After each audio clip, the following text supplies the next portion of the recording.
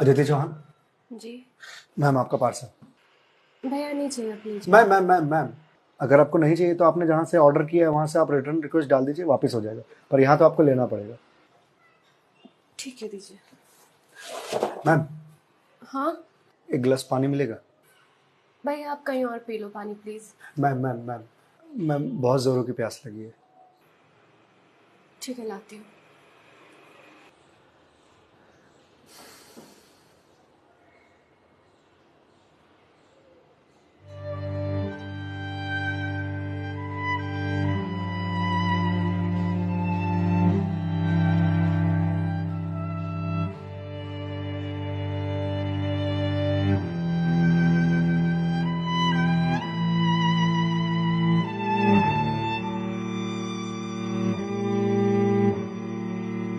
लीजिए लीजिए भैया, देख क्या रहे हैं?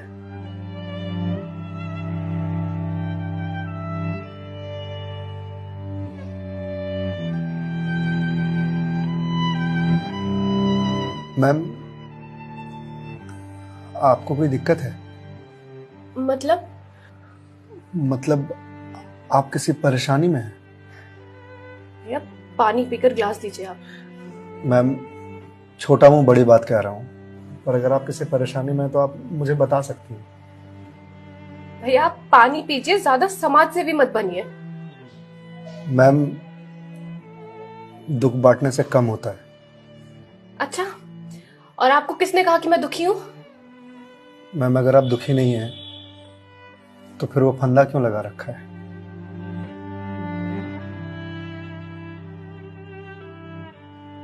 मैम मैंने सुना है खुशियां बांटने से बढ़ती हैं और दुख बांटने से कम होता है। मैम बड़े से बड़ा दुख कम हो जाता है अगर आपके पास कोई सुनने वाला हो। मैम प्लीज मैम रोइए मत मैम देखिए, ये तो मुझे नहीं पता कि आपको क्या परेशानी है, पर अगर आप मुझे बताएंगे तो शायद मैं कोई सॉल्यूशन निकाल पाऊं। नहीं, कोई मेरे लिए कुछ नहीं कर सकता। मेरे पास अब मरने के अलावा कोई ऑप्शन नहीं है। मैम ऑप्शन तो ढूंढने से मिलता है ना। आप एक बार मुझे बताइए ना, शायद मैं कोई जीने का ऑप्शन ढूंढ पाऊं आपके लिए। क्यों बताऊं तुम्हें? क्या कर लोगे तुम? मैंने बोला ना, मेरी हेल्प कोई नहीं कर सकता है। मैम आप अगर मुझे नहीं बताएंगे तो मैं वैसे भी कुछ नहीं कर पाऊंगा, पर अगर आप मुझे बताएंगे तो शायद मैं कोई हल निकाल पाऊं। और अगर कोई हल नहीं निकला तो आप तो वैसे भी सुसाइड करने जा रही थी, तो जाने से पहले अपना दुख मुझे बताते जाइए प्लीज।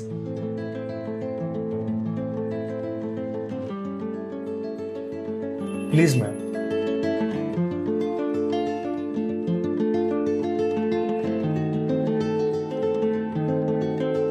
मैं ईएमआईस के चक्कर में फंस चुकी हूँ। मतलब मैं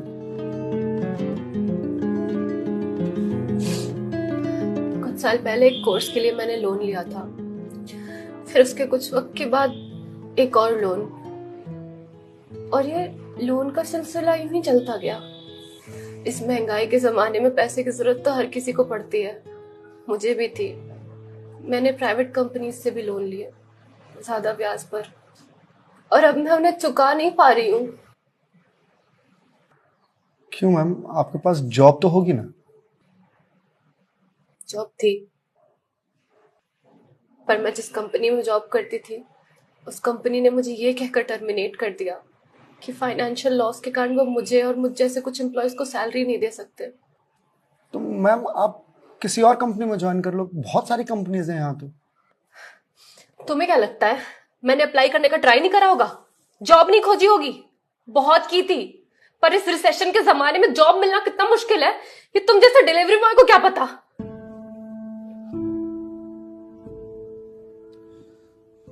आई एम सॉरी मैम, शायद आप सही कह रही हैं, मुझे इस बारे में कोई जानकारी नहीं है। जॉब जाने के बाद मेरे से चीजें हैंडल नहीं हो रही हैं। बैंक से रोज कॉल्स आते ईएमआईज भरने के लिए, और प्राइवेट कंपनी वाले फोन कर कर के धमकियां दे रहे हैं। मैं इस लोन के जंजाल में फंसती चली जा रही हूँ, और अब मेरे पास सुसाइड के अलावा कोई और ऑप्शन नहीं है। मैम, ऑप्शन क्यों नहीं है? आप ये बात अपने घर में बता सकती हैं, अपने पापा को बता सकती हैं। नहीं, मैं ये बात अपने पापा को नहीं बता सकती। क्यों मैम? मेरे पापा रिटायर हो चुके हैं, उनके ऊपर पहले से घर की बहुत रिस्पॉन्सिबिलिटीज है। वो मेरी शादी के लिए पैसे भी जोड़ रहे हैं। मैं उनसे किस मुंह से पैसे मांगू? मुझे पढ़ाने के लिए, बाहर भेजने के लिए उन्होंने ना जाने रिश्तेदारों से कितने ताने सुने होंगे, और अब जब मैं उन्हें ये जाकर बोलूंगी तो लोग क्या कहेंगे? मैम, पैसे आपको अपने पापा से मांगने हैं या लोगों से? पापा से लेने हैं। तो फिर अब लोगों का क्या है? लोगों का तो काम है कहना, वो तो कहते रहेंगे। पर मैं किस मुंह से जाके अपने पापा को ये बोलूं? किस मुंह से मांगू पैसे उनसे? जिस उम्र में मुझे उनका बोझ उतारना चाहिए, सहारा बनना चाहिए, उस उम्र में मैं उन पे ही बोझ बनूं?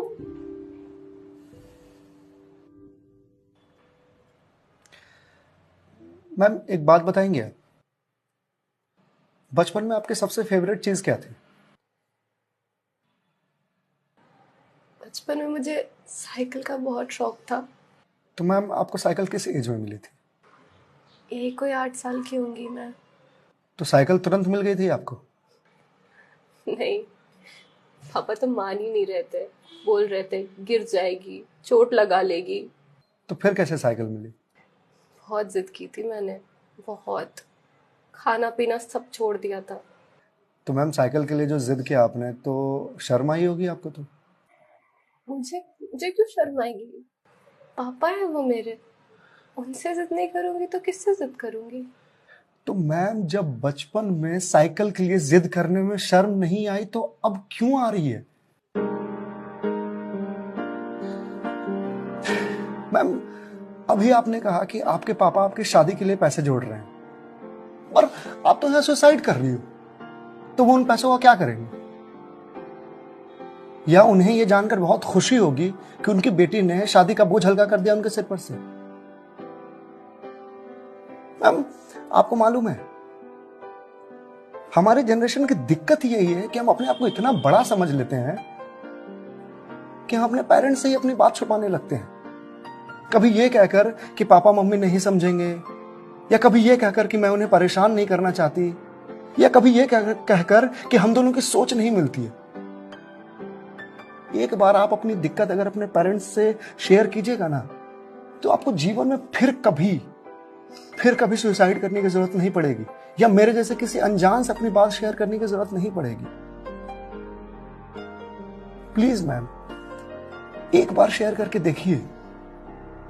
उनसे बेहतर दोस्त इस दुनिया में कोई नहीं हो सकता। प्लीज मैम, एक बार ट्राई कीजिए, प्लीज मैम।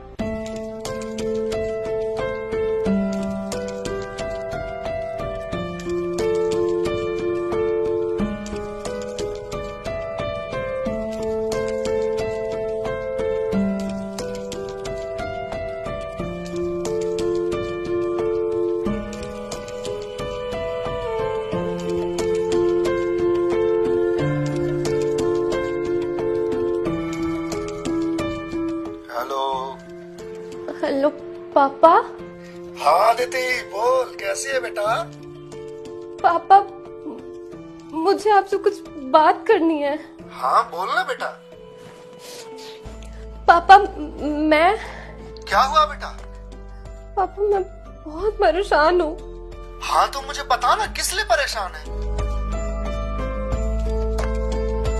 अदिति बेटा, रो क्यों रही है? बता ना, क्या बात है? पापा, वो मैंने बैंक से लोन ले रखा था ना,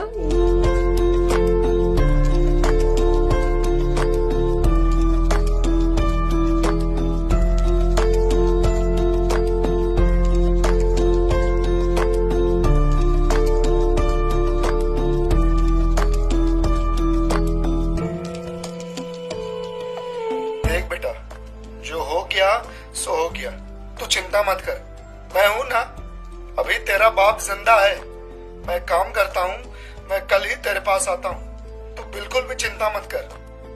हाँ पापा, आप प्लीज आ जाइए। देखा मैं, आपके पापा आपके एक फोन पर यहाँ आने को तैयार हो गए और आप इतने दिनों से अकेले सफर कर रहे थे। मैम, मम्मी पापा से बढ़िया दोस्त कोई हो ही नहीं सकता। आप एक बार उन्हें दोस्त बना करके तो देखिए। आप सही कह रहे हैं भैया, मम्मी पापा से अच्छा दोस्त कोई नहीं हो सकता है। Thank you. It's okay ma'am, ये लीजिए ग्लास। वंस अगेन भैया, thank you so much.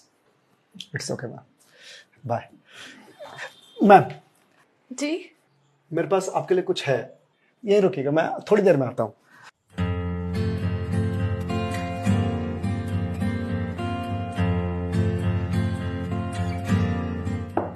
Ma'am. जी भैया।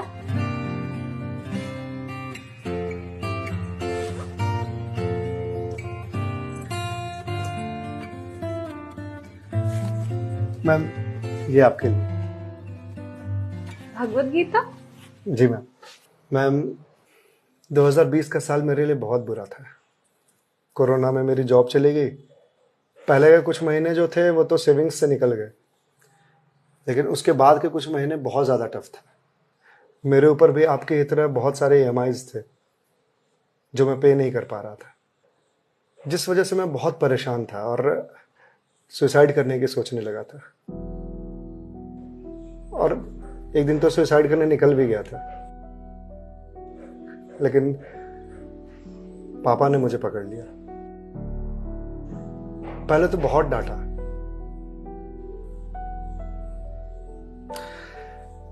फिर उसके बाद सीने से लगा करके कहा कि तू चिंता क्यों करता है, मैं हूं ना। उन्होंने ही मेरे सारे बिल्स पे किए और उसके बाद ये भगवत गीता दिया मुझे और बोला, बेटा जीवन में जब भी कोई परेशानी आए, किसी चीज का हल ना मिले तो ये पढ़ लेना, इसमें जीवन की सारी परेशानियों का हल तुझे मिल जाएगा। और मैम, वो दिन है और आज का दिन है। आज जिस कंपनी से मैं आपको डिलीवरी करने के लिए आया हूं वो मेरी ही कंपनी है। आपकी अपनी कंपनी है? जी मैम।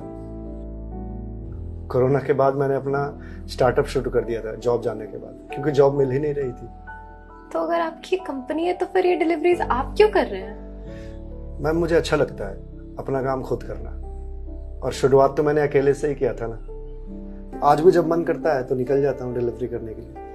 और देखिए, आज तो निकलना मेरा सफल रहा, आपसे मुलाकात हो गई और जो सीख मुझे भगवत गीता से मिली वो मुझे आपको देने का मौका मिला। मैम, वैसे तो बहुत सारी बातें हैं इसमें सीखने की, पर जो सबसे अच्छी बात मुझे लगती है वो ये कि जो समय है ना, ये कभी एक सा नहीं रहता। आज बुरा समय है तो कल अच्छा समय जरूर आएगा। आज अंधकार है तो कल सवेरा जरूर आएगा। इसलिए कभी भी अच्छे समय में इतराना नहीं चाहिए और बुरे समय में विचलित नहीं होना चाहिए। समय है, कट जाएगा।